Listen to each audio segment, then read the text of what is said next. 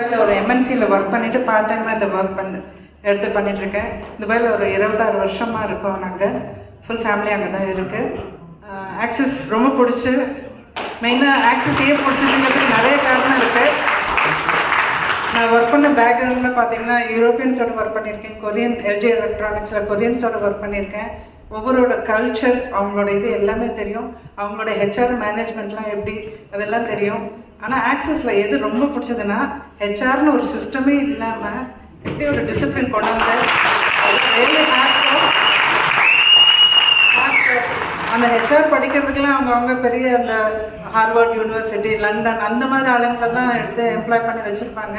இங்கே நம்ம எல்லாம் அன்பில் கட்டி போட்டு அந்த ஒரு இதில் கொண்டு வந்து வச்சுருக்காங்க. அது எனக்கு ரொம்ப பிடிச்சிருந்தது. அண்ட் இதுலேயும் இப்போ நான் ஒர்க் பண்ணிட்டுருக்கேன் எம்என்சியில். நான் நல்ல ஒரு பெரிய போஸ்ட்டில் இருக்கேன். நான் வாங்குற சேலரி நல்ல பெரிய சேலரி தான் வாங்கிட்டு இருக்கேன்.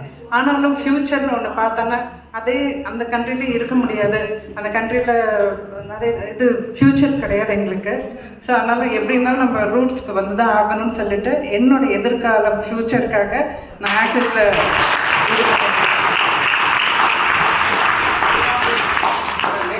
நேற்றுக்கு என்ன இதுனாக்கா ஒரு 1 hour நம்ம எல்லாமே ஒரு குழந்தை மாதிரி ஆகிட்டோம். இன்ஃபேக்ட் நான் ரொம்ப அங்கே ஓவர் ஸ்ட்ரெஸ்டு